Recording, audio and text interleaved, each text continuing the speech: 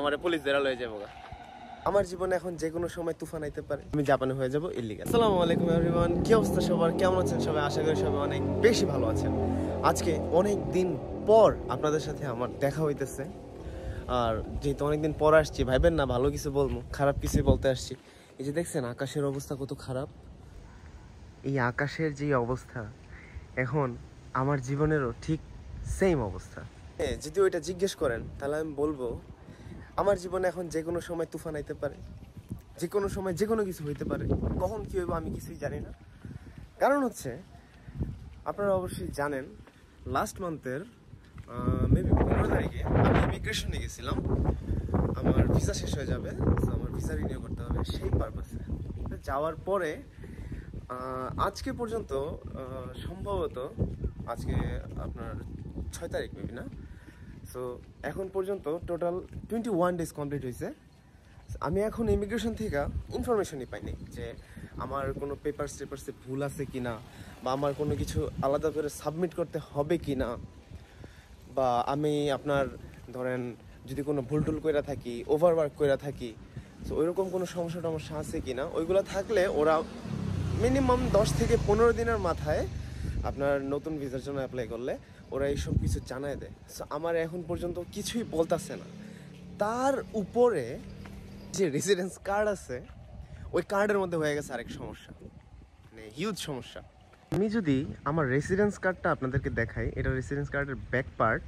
So এইখানে এই যে এই কোণার মধ্যে যে লেখাটা দেখতে পারতেছেন, এটা একদমই বোঝা যাইতেছে না। হ্যাঁ, আর আপনার নতুন ভিসার জন্য অ্যাপ্লাই করলে আপনার ভিসার পিরিয়ড যখন শেষ হয়ে যাবে তখন এই লেখাটা আপনার অনেক কাজে দিবে। তো এই লেখাটা আমার এখানে দেখাই যাইতেছে না, কারণ হইতেছে আমি পাকনামি পেরা যখন এই লেখাটা বসাইছিল ইমিগ্রেশন থেকে, আমি একটা আঙ্গুল দিয়ে ডলা মারছিলাম, ডলা মারার সাথে সাথে একেবারে সব কিছু খোলা হয়ে গেছে। এইখানে লেখা ছিল হচ্ছে আমার ভিসা রিনিউ প্রসেসিংয়ে আছে। সো আমার যদি আপনার পিরিয়ড যতটুকু আছে জাপান থাকার, ওইটা যদি ক্রস হয়ে যায় তারপরেও আমার কোনো সমস্যা হবে না, আমি পারফেক্টলি জাপান চলতে পারবো নতুন ভিসা পাওয়ার আগ পর্যন্ত। বাট এইখানে এত বড় একটা ঝামেলা হয়ে গেছে, মানে যদি আমার পুলিশ ধরে এই কার্ডটা আমি দেখানোর পরে, মানে আমি কি বলবো পুলিশরে? আমি যদি বলি এই কার্ডটা দেখা আছে, দেখ আমার ভিসা রিনিউ ইন প্রসেসিংয়ে আছে, ওরা তো কোনো রকমই বিশ্বাস করবে না। আমি ওদেরকে বুঝাবো কি দিয়ে? হ্যাঁ, একটা ওয়ে আছে। আমার পাসপোর্টের মধ্যে, আমি লাস্ট ভিডিওতে দেখাইছিলাম, পাসপোর্টের মধ্যে একটা কাগজে লেখা দিছে আমার ভিসা রিনিউ প্রসেসিং চলতেছে। বাট পাসপোর্ট তো আর সবসময় সাথে নিয়ে ঘোরাটা পসিবল না, যেহেতু ব্যস্ত জীবন জাপানে, অনেক সময় অনেক জায়গায় যাইতে, অনেক দূরে দূরে যাইতে হয়। সো ওই দিক দিয়ে মানে একেবারে অবস্থা পেরে গেছি। আমার তো মনে হয় মানে যদি এটা দেখানোর পরে রাতের বেলা বা কোনো সময় বাসার আশেপাশে না থাকলে যদি পুলিশ আমারে ধরে যে দেখি তোমার রেসিডেন্স কার্ডটা দেখি, আমি এটা দেখানোর পরে ওরা যদি বলে এটা কিছুই বোঝা যায় না, এটা কি দেখাইছে আমাদের, তখন আমার পুলিশ ধরা লয়ে যাবো। সবচেয়ে মজার বিষয়টা হইতেছে আমার ভিসা আগামীকাল শেষ জাপানের। হ্যাঁ, সঠিক শুনতে পারছেন, আগামীকাল আমার জাপানের ভিসা শেষ। আজকে পর্যন্ত আমার একেবারে লিগেলি আপনার ভিসার লাস্ট ডেট ছিল, যদিও জায়গাটা দেখানো ঠিক না, তার দেখাইলাম না, বাট আজকে ছিল আমার লাস্ট ডেট জাপানের পারফেক্ট একদম অথেন্টিক ভিসার।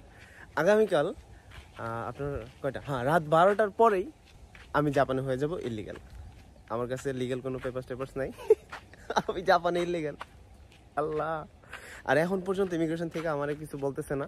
অলরেডি আমার সাথে যারা আমার একদিন আগে বা 2 দিন আগে যারা অ্যাপ্লাই করছিল তারা অলরেডি ভিসা পেয়ে গেছে। বাট আমার পুরা কপাল, আমি এখনো না কোনো ইনফরমেশন পাইছি না কিছু পাইছি, কিচ্ছু পাইনি। এখন আসি মেইন পয়েন্টে। এই যে এত কিছু বললাম, এত কিছু এই সমস্যা আবিজাবি, আমি যেই প্রবলেমগুলো ফেস করতেছি, যে সিচুয়েশনে আমি আছি, এরকম আমার মতো আমার আগে অনেক স্টুডেন্ট ছিল, এখন আমার সাথেও অনেক স্টুডেন্ট আছে, পরবর্তীতে আমার মতো এরকম যারা অবস্থা পড়বে তারাও খুব টেনশনে থাকবে। সো এইগুলো নিয়ে টেনশন করার কোনো কারণ নাই, একেবারে জিরো রিজনস।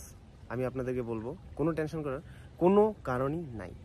কারণ হচ্ছে মাঝে মাঝে ইমিগ্রেশনের মধ্যে অনেক চাপ থাকে। হ্যাঁ, যেহেতু আপনার জাপানে ফরেনার্সের সংখ্যা দিন দিন ক্রমশ বাড়তেছে, অনেক বাড়তেছে, কমতেছে না, খুব বাড়তেছে।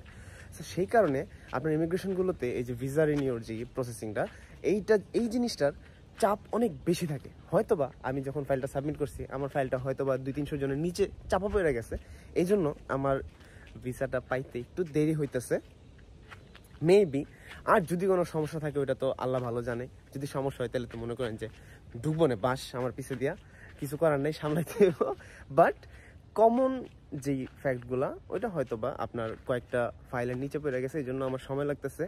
আর আরেকটা বিষয় হইতেছে, মাঝে মাঝে আপনার নতুন ভিসা পাইতে আপনার দেখা গেছে যে 1 মাস, 1.5 মাস, 2 মাস, ইভেন 2.5 মাস পর্যন্ত সময় লাগে। সো এইগুলো নিয়ে ঘাবড়ানোর কিছুই নাই। আমার মতো যারা এরকম হাইপার টেন্সড হয়ে গেছেন তাদের জন্য এই ভিডিওটা আজকে বানাইছি।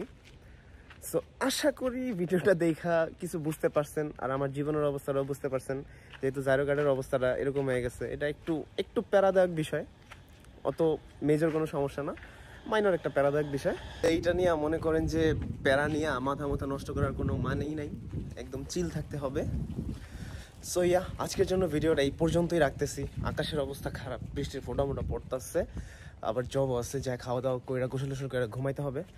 সো ভিডিওটা যদি ভালো লাগে অবশ্যই আমার পেজে লাইক, কমেন্ট অ্যান্ড শেয়ার করতে একদমই ভুলবেন না। যদি এগুলো না করেন তাহলে কিন্তু 500 টাকা করে জরিমানা হইব। ঠিক আছে, আল্লাহ হাফিজ, বাই বাই।